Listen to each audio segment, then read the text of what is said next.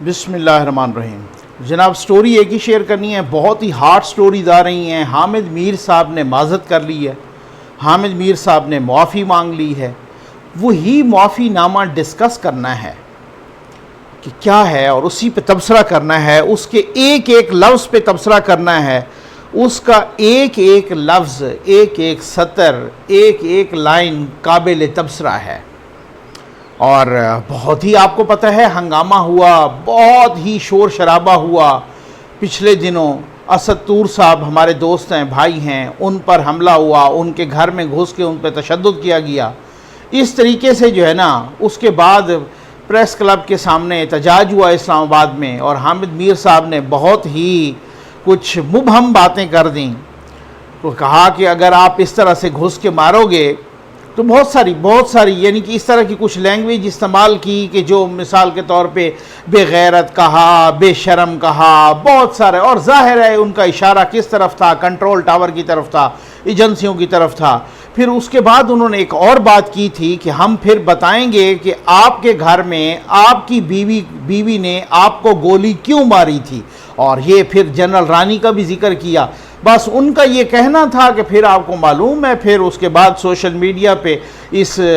بیان کا وہ آپریشن ہوا دونوں طرف سے، اور پھر اس کے بعد جب وہ گولی مارنے کا چکر، تو پھر یہ بھی ہوا، کسی نے گولی کو گول کرنے کی کوشش کی اور کسی نے گولی کو اس طریقے سے ابھارا کہ پھر بتایا کہ گولی کس کو لگی تھی، کیوں لگی تھی، وجہ کیا تھی، اس وجہ کے ساتھ جنرل رانی کا کیا تعلق تھا، وہی جنرل رانی جس کا تعلق جنرل یحییٰ کے ساتھ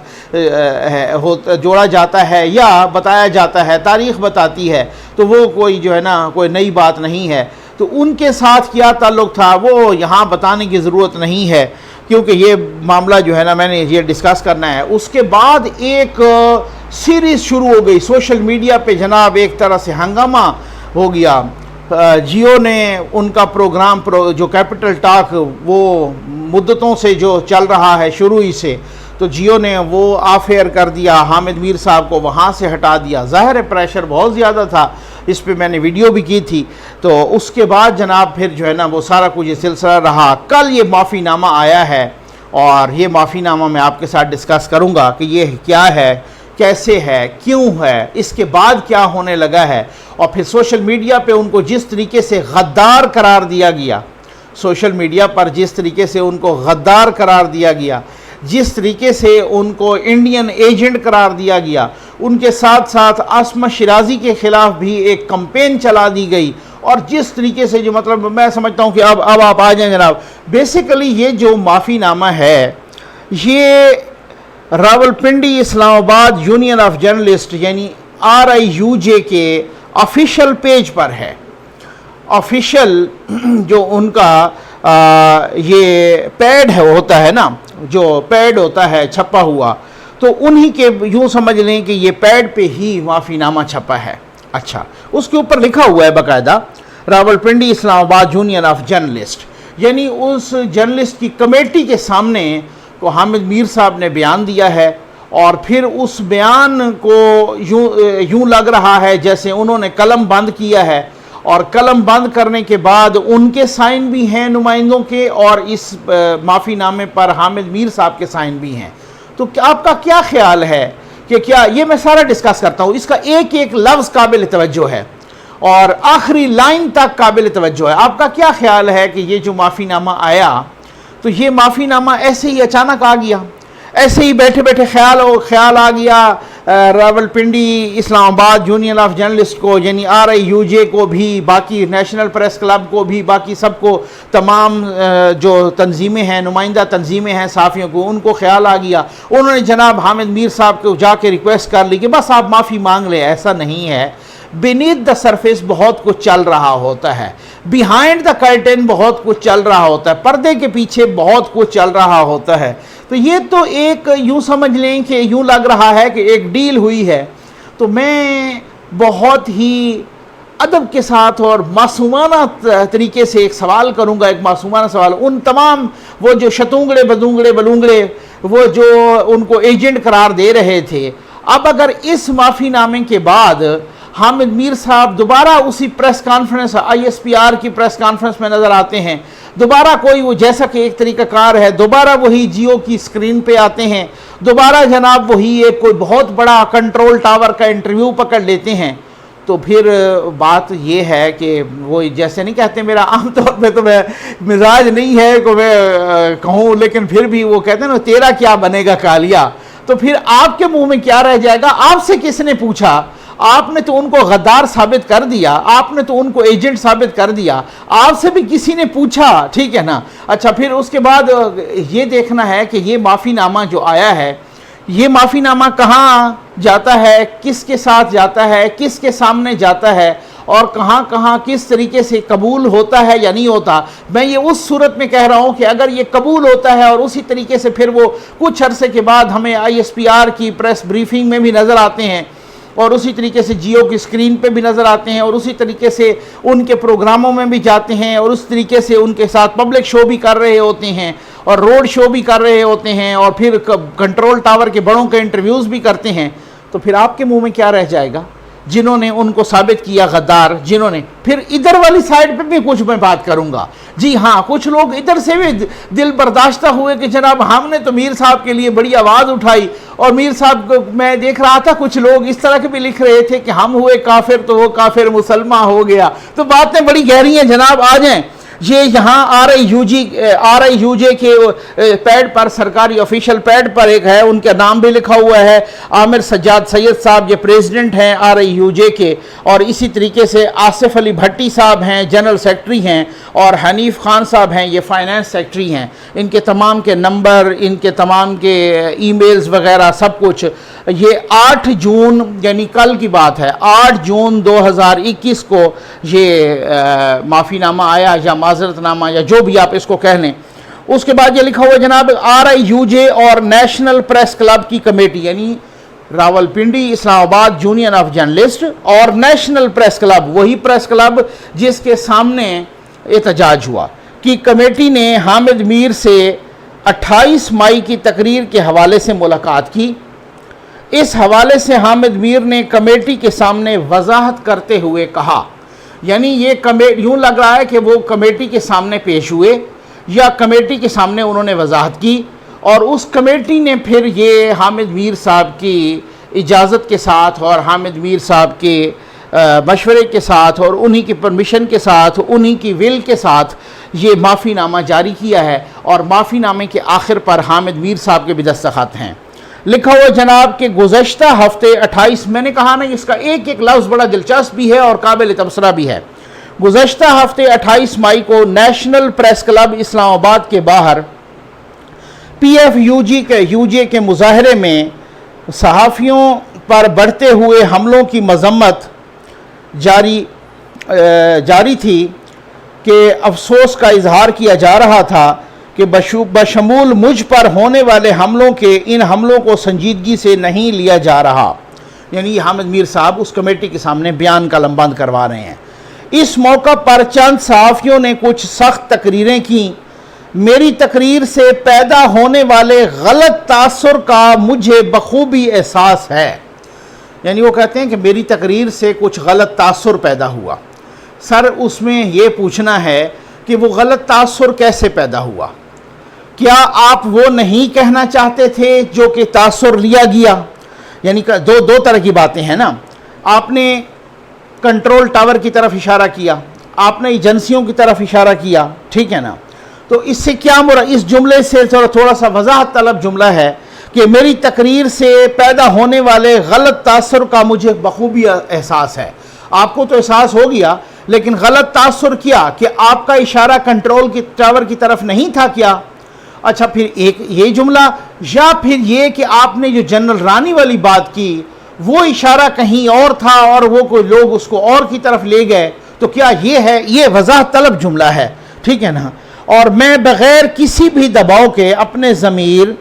एहसास ज़िम्मेदारी और मुरवजा सहाफ़ती अक़दार के तहत ये वाज़े करना चाहता हूँ कि मैंने ना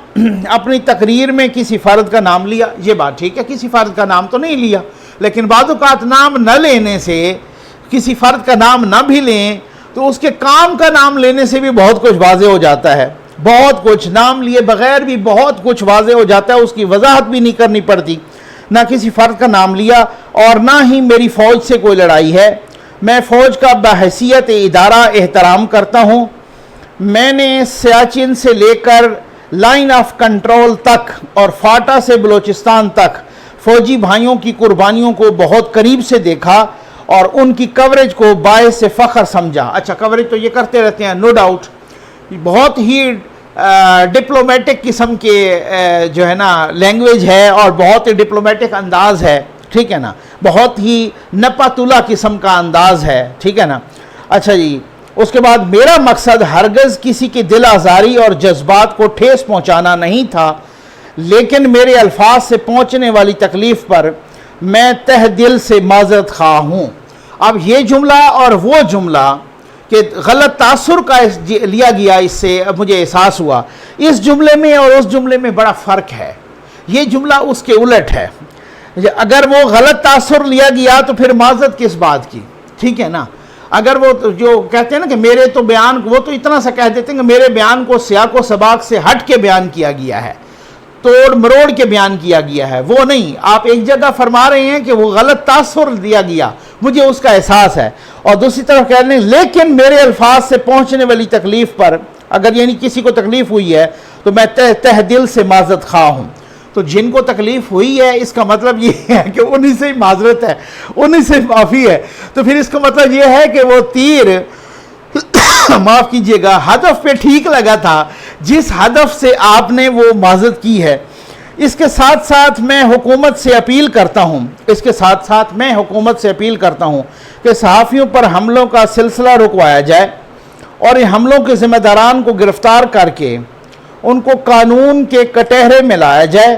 اس ضمن میں صحافیوں کے تحفظ کے سلسلے میں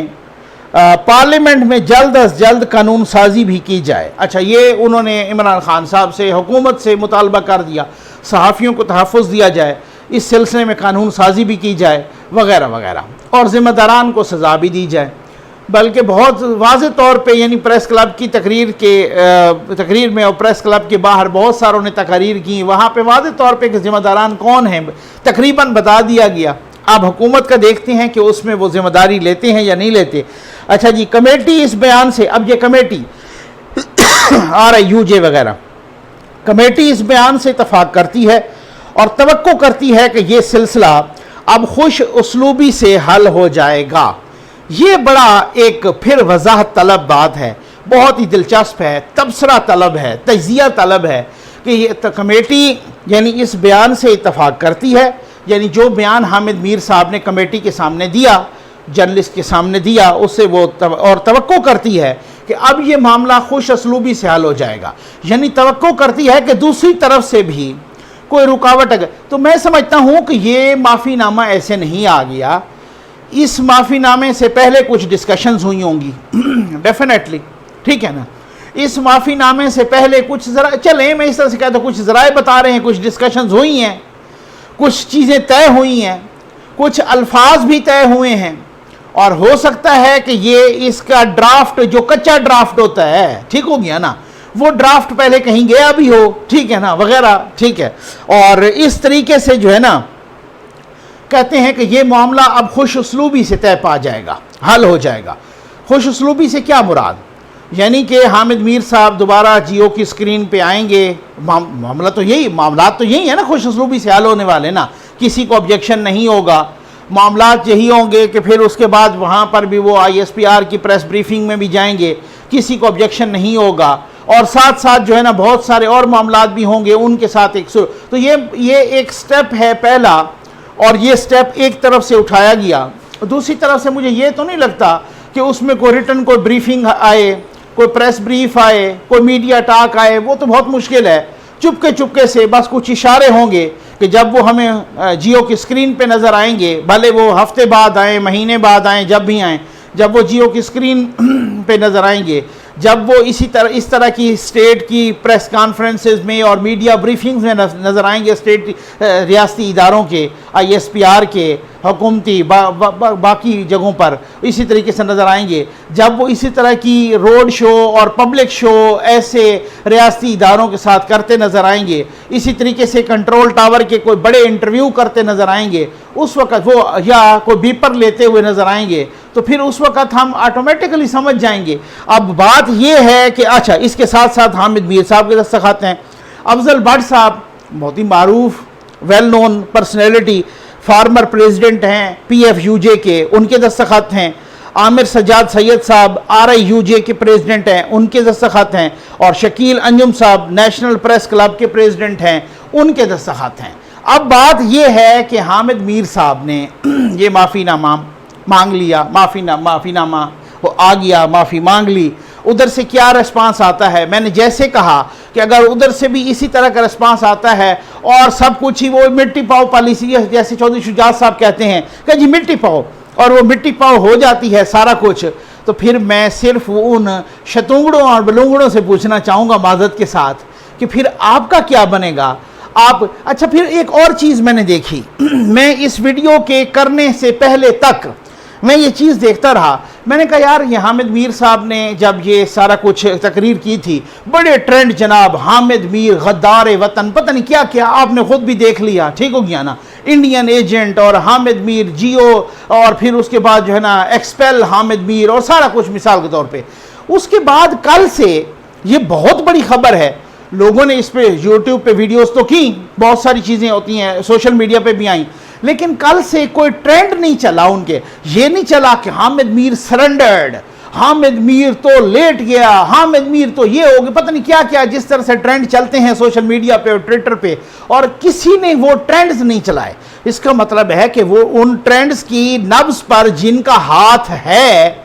अगर वहां से माफ़ी कबूल ना हुई होती और ये बीनीथ द सरफेस और बिहाइंड द कर्टेन, पर्दे के पीछे ये बातें तय ना हुई होती, तो फिर तो डेफिनेटली ऐसे ट्रेंड चलने चाहिए थे ना कि ये गद्दार वतन को माफ़ी नहीं मिलेगी, ये इस तरीके से एक्सपोज हो गया, ये सरेंडर कर दिया, वो लेट गया जनाब, वो डर गया जी, वो भाग गया जी, वो ये, मतलब बहुत सारे हो सकते हैं ना। आपको मालूम है कि जो लोग इस तरह के ट्रेंड चलाते हैं, इसका मतलब है ट्रेंड के नब्ज पर जिनका और ट्रेंड के बटन पर जिनका हाथ है, वो नहीं चाह रहे थे कि इस तरह के ये इस चीज़ को मैंने नोट किया है, गालिबन आपने भी नोट किया हो। अब देखते हैं कि मुस्तकबिल करीब में या थोड़ा सा बईद में या इसके बाद क्या होता है, कौन सा रिएक्शन आता है, चीज़ें कैसे डाइल्यूट होती हैं, क्योंकि मुझे नहीं लगता कि ये ऐसे ही हवा में बात हो गई हो और इस तरीके से ये सूरत हाल हो गई हो और किसी को खुद ही ख्याल आया हो बैठे बैठे कि जनाब मैं बस यूं कर लेता हूं कि ये माफ़ी मांग लेता हूं और ये सारी चीज़ें, और फिर आपके साथ ज़रूर शेयर करेंगे कि होता क्या है। ये उम्मीद है आपको वीडियो पसंद आई होगी। आपका बहुत बहुत शुक्रिया।